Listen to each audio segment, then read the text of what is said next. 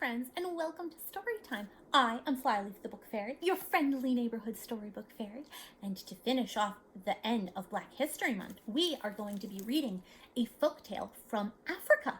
It comes from the book A Pride of African Tales by Donna L. Washington and illustrated by James Ransome. The particular tale we are going to be reading is called Anansi's Fishing Expedition. It is a trickster tale from Ghana. Ghana is one of the countries in Africa. Now, Anansi is a trickster. He's always trying to get something for nothing. In this story, though, the tables are turned. It is Anansi who gets tricked. What do you think is going to happen to him? Shall we get started? One day, Anansi was sitting beside the road. He got it into his head that he wanted to go fishing. He sat in the sun thinking that it was a good season to catch fish, and if he was successful, he could sell the extra ones in the marketplace. The longer he thought, the surer he was that it was a good idea. He began to think of all the wonderful things he could buy with the money he was going to make, not to mention the fact that he loved to eat fish. Anansi's daydream was going along just fine until he realized that if he really wanted to have all those fish, he was going to have to do a lot of work. He would have to build traps, and then set them, and then check them every day. The more he thought about the work, the less excited he became. He was just beginning to think that he would have to give the whole thing up when he got an idea. "I know," he said aloud. "What I need is a partner." Anansi hurried to the nearest village. He asked everyone he met to go into business with him, but they all said, "Oh no, Anansi, I know all about you. Going into business with you means that I will do all the work and you will find some way to cheat me out of all the rewards." Anansi tried to look hurt when people said things like this to him, but he had to admit that it was just the sort of thing that he had in mind. Finally, he got so frustrated that he blurted out, "What I really need is a fool to be my partner." When people heard this, they laughed and agreed with him. "You're right, Anansi. Only a great fool would agree to be your partner." Well, it just so happened that Onini was in the marketplace that day, and he had heard that Anansi was looking for a fool to be his partner. Anansi saw Onini around lunchtime and walked over to him. "Onini, I've been looking all over for you. I have a wonderful idea for a business. I want to give you a chance to take advantage of it before I offer it to anyone else." Now, Anansi thought that Onini was a simpleton because he never played practical jokes on anyone and he did not talk much. "What is it you want, Anansi?" Onini asked, being careful to sound as if he had no idea what Anansi wanted. "I would like us to go into a partnership together," Anansi said. "A partnership? Doing what?" Onini asked. "Fishing," Anansi responded. "I think that would be a very good idea, Anansi," Onini said politely. Anansi smiled to himself. At last he had a fool to go fishing with him. Everyone tried to warn Onini that Anansi was going to cheat him, but Onini just smiled quietly and said nothing. Very early the next morning, Anansi and Onini went into the forest. Anansi was already forming a plan in his head about how he would make Onini do all the work. As soon as they got to a place where there were some nice reeds, just perfect for fish traps, Onini took out his knife and said to Anansi, "Now, because we are partners, I suggest that we share all the work." Anansi had no intention of sharing the work, but he nodded anyway. "The first thing to do," said Onini, "is to cut the reeds for the traps. I shall cut the reeds." "What shall I do?" asked Anansi. "Why, you shall get tired for me, of course. If I have to cut the reeds, I see no reason why you cannot get tired for me." "What?" yelped Anansi. "I do not think that is a good idea at all. Why don't you let me cut the reeds and you can get tired?" "As you wish, Anansi," said Onini. And he sat in the shade. For the next hour, Anansi cut reeds in the morning sun while Onini panted and stretched his arms as if to ease the muscles. When they had enough reeds to make their traps, Onini said to Anansi, "I sure am tired from all that work. Now I shall carry the reeds to the water, and you may have a sore back for me." "No, you don't!"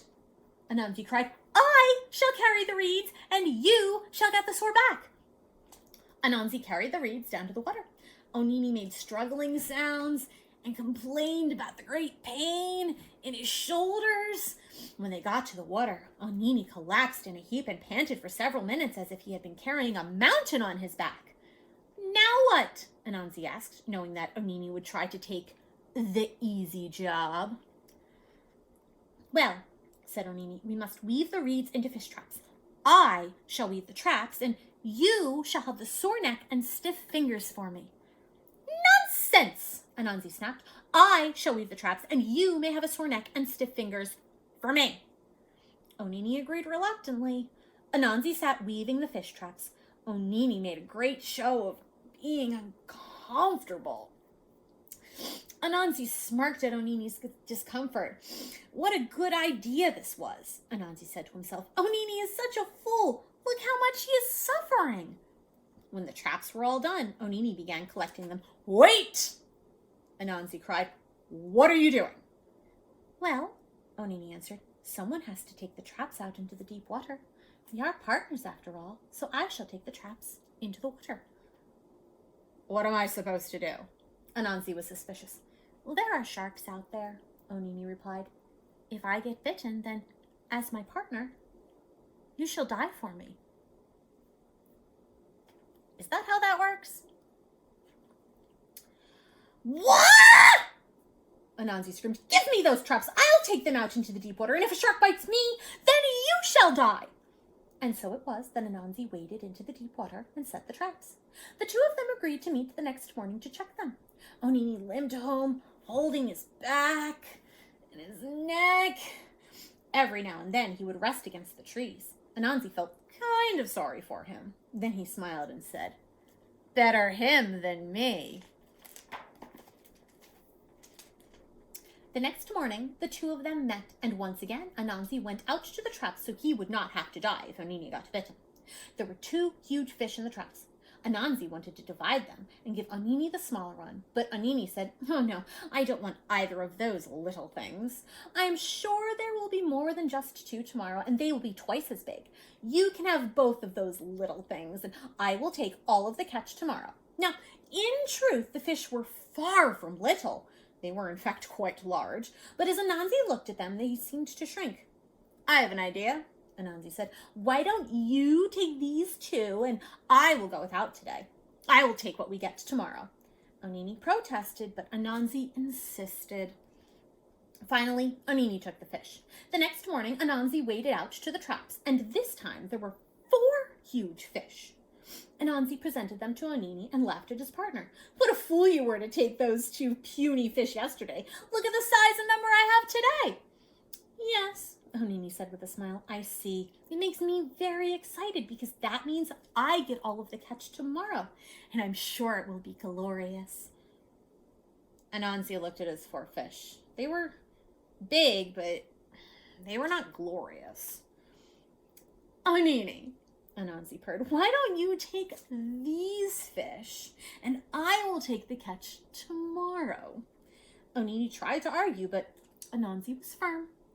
The next morning, Anansi waded out and brought in the traps for the last time. They were rotting by now and would not hold up for even one more night. Inside the traps, the catch was glorious. Anansi was very excited. He looked at it and gloated to Onini. "Look, friend, if you had waited even one more day, then all of this would be yours." But Onini was not even looking at Anansi or his fish. He was looking at the rotted fish traps. "Please, Anansi," Onini said with excitement, "move your little fish. I want to get these traps to market while they are still in excellent condition." Anansi looked at the fish traps. They were many things. They were rotten, they were falling apart, they were a little smelly, and they were slimy. What they were not was in excellent condition. Anansi became suspicious. "But What do you mean in excellent condition?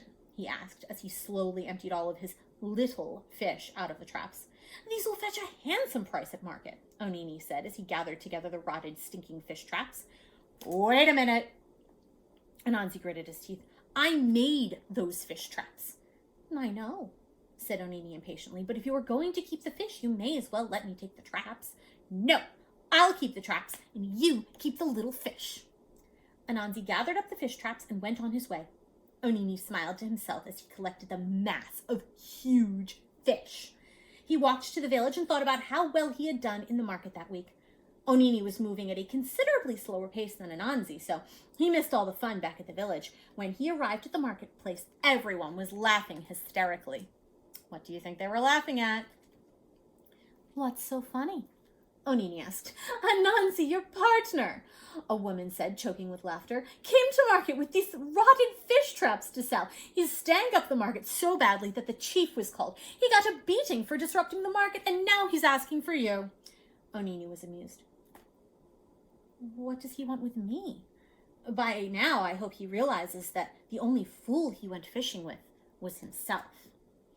Well, said the woman, laughing again, he has just finished getting his beating when he shouted, Where is that lousy partner of mine, Onini? If I had to take this beating, the least he could have done was to take the pain. The end. What do you think? Is that how sharing things works?